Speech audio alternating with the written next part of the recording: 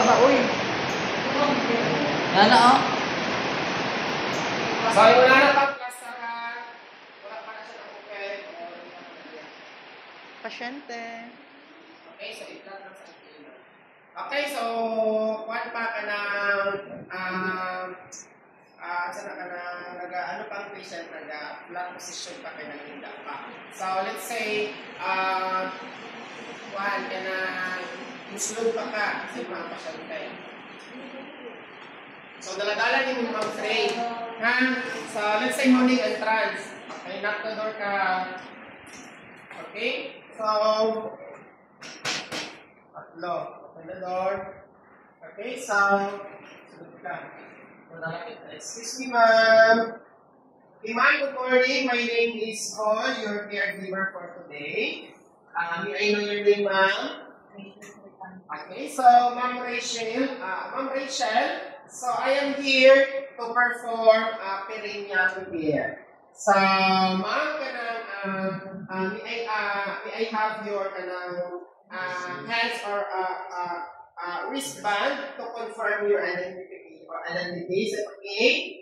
Okay, so, sa right side man ang bag. Okay, so, ma'am, you are Rachel. Or, ma'am, what would you like me to call you? So, dahil mag-ubad yung good mas prefer nila. So, okay, so, ma'am Shell, ano po yung ba niya Rachel, ano po yung ba niya Tulicampo, but depende sa ilaha.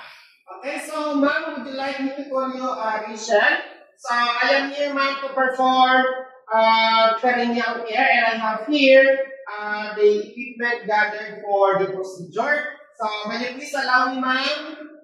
Okay, so next is i-open mo diri ang top sheet. So, i-untap. Yan. Okay. Pero before sa procedure, magpag-ila-ila ko ka sa iyong accessory. Then explain mo ang everything before ka mag-knock 3 times. Ha? Explain mo na talang the purpose. And the purpose of perineal care is to maintain cleanliness and promote hygiene and avoid infection like UTI or to notify any changes or any problem from cardiac part of your patient. Then after that, naka-explain na ka, sunod na ka sa patient. And then after that is the opening mo paana. Okay, ma'am, please bend your knees in the upright position. Okay, so pa. Okay, so ano na. So, before the eyes na yung natin of part, so to promote cooperation or to gain trust and privacy sa patient, so always close the curtain.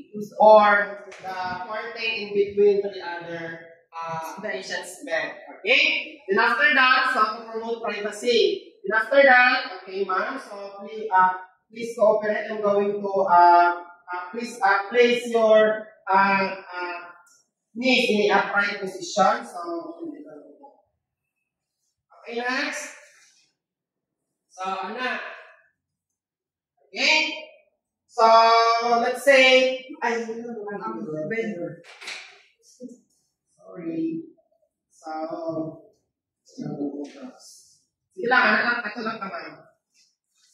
I'm going to place the rubber sheet to prevent other linen from contamination or to avoid spreading of bacteria further.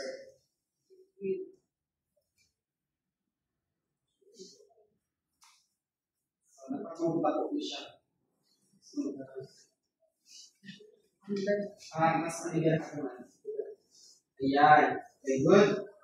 And after that, place the bed pan. So, likurin nyo rin ha. Tatong yung mulot. Ang proper na tatong. Maglibang, ino namin. Maglibang ko pa siya sa bed. Yes. Ino namin. Pero dahil pa siya tingnan, dili makalibang ko yung position. Naay pa siya maglibang na kanyang gamitan. Ha? Okay, so let's say, naribad pa sa ilalong. Okay, so pagka mag-isod na sa ito. So i-place mo sa yan, paana. Paana na lang. Sige lang. Yan. Okay? Then after that, sana ka ng suot ka of gloves kaya nag-hand washing mo ka. Or, kung na laboratory o private room, so proper hand washing. Then after that, wear clean pair of gloves. Then after that, corset. Palit na ka na part. Okay?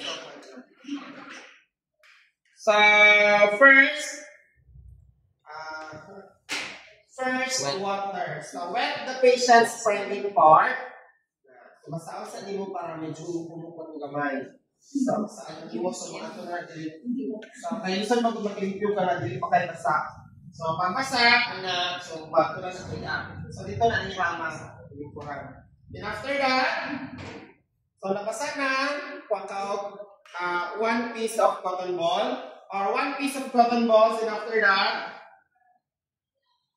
okay, then after that, soak into betadine, then after that, moves pubis in a zigzag motion. So, 1, 2, 3, hanggang sa baba. And after that, discard the waste or soiled cotton balls or the used cotton balls. And after that, get another one. And then next is, so first is, down to, okay, so moves pubis down to, next is the labia minora. So from moves pubis, then labia minora, then down to anus. Then discards. After that, another side. So soak into the betadine, and after that, so from moves pubis down to labia minora and going anus, other side nanto. After that, discard.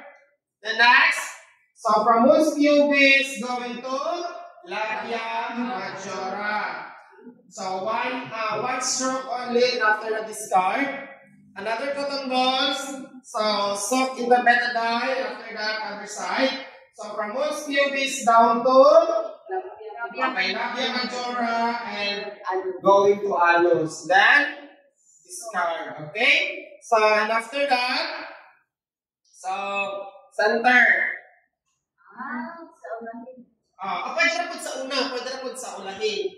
Okay, okay, okay. nag-isa lang magyapon ka po. One stroke naman siya. Ano yung ban una, ano yung ban ulahin? So, from moves pubis, diretso na ka, okay lang. So, pag laban mo sa moves pubis, diretso na ka. Pwede na po din last. So, last cotton balls is from moves pubis, so straight up. In one stroke, straight, down to anus. Then, discard. And after that, so, naayuman po sa paglimpyo, ang kanin sa vagina, bitaw, ginabutangan nilang cotton balls. Kaya naayuman man good nga na kasi niya pasudlan or kuhaan sa ginaharangan ang naging cotton balls. Kahit ang sobrang existent, diba, ang kaning labia majora, kaning, kaning vagina is, ang vagina is, dili man sa side by side ang ginatrapuhan.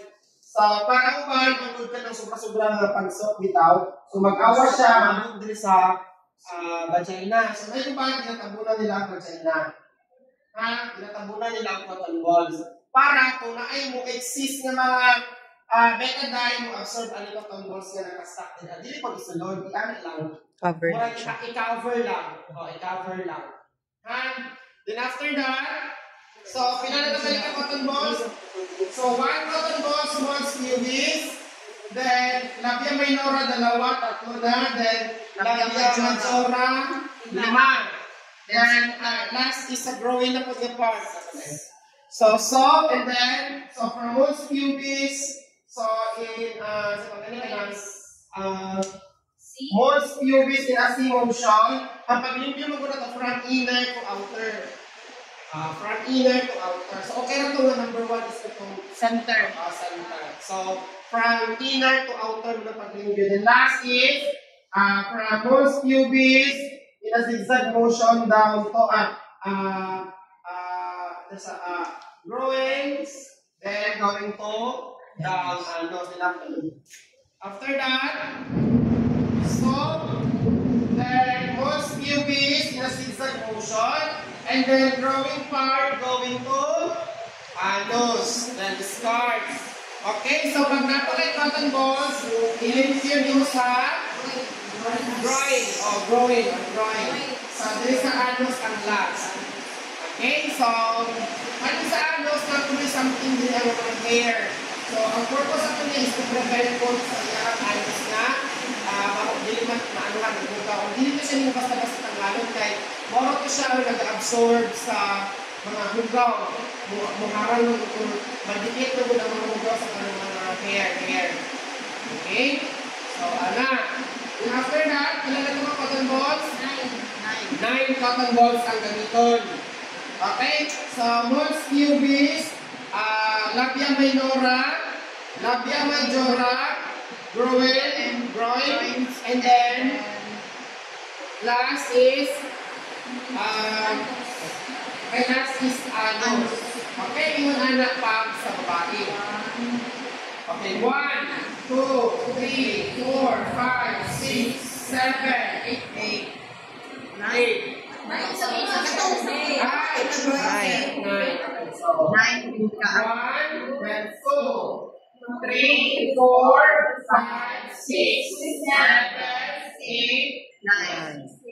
So, 9 cotton balls.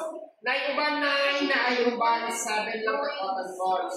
So, groin ba? G-R-O-I. Groin. Bugan. Okay. Bugan yan po kaya. Okay, so yung anak lang sa babae. Okay, then after that, so, assuming na nahuman na, then there is some excess fluid or kanang mga betadine. So, you need to do is pat dry the private part. Make sure na limpyo po na. So, expose siya, pwede mo siya i-fold. O hindi mo siya pwede touch. Kaya mo mo touch din sa patient skin. Okay, and after that, so na yung absorb, and after that, close ka. Kaya basta din ang patiwang-wang or na something betadine. Okay, then after that, gather all the equipment or things na ipuhang di pa perform. So, ano na siya i-rinse sa water after sa mga dili na kay betadine na lang kuan, betadine na lang ang gamiton. Or depende po sa kuan, depende po sa instruction. Pwede na pumutin mo siya upit-upit sa ka.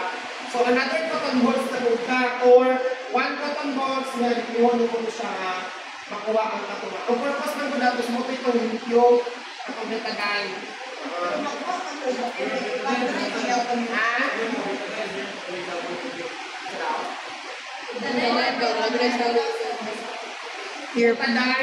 Pure ba daw, sir? Wala ba daw halak? Wala, hindi pwede. Okay, mo tayo ilimpin mo sa samad or sa private part para matanggal po ng amoy ba? So, final rinsing, pwede na kayo. Gusto ka final rinsing, ano lang mo? Kung final rinsing na last na part, iabuhan lang yung tubig para matanggal itong mga pula-pula. And after that, pat dry na ka. Okay, rapod to. So, before ka mag-pat dry, bukan mo final rinsing. Final rinse mo, pwede na kayo.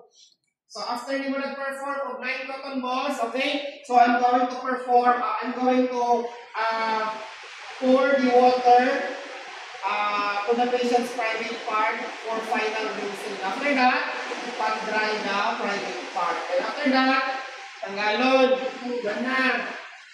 So, okay, alayan. ang rubber sheet? So, tanggalon pa. Dahil. Hindi pa diba kayo yung tagalan. So, ano yun? Nangihit lang siya. Nangihit ako, sir.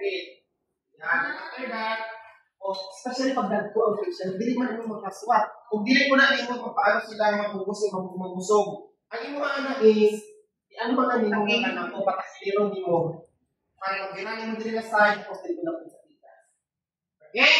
So, ginawa mo ng soil, kaya naaman siya mga excess nga mga water nga na nagtulog. Okay, nagtulog. Then after that, inform the assessor Excuse me, ma'am or sir. Okay, humana sa patient. Ibalik natin. Humana siya. So, kasagaran kasi naka-patient gown. Mag-limpyo ka naka-patient gown. Hindi mo na pwede naka-panty. So, ano? Balik sa limo. Humana naman sa limpyo.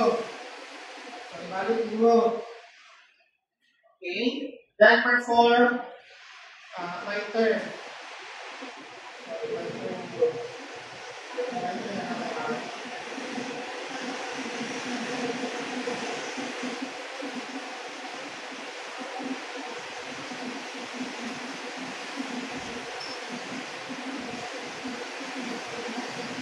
Okay?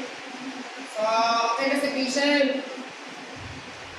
So, ma'am or sir, I am done performing perennial care to my patient. And after that, kung siya okay, proceed to another class.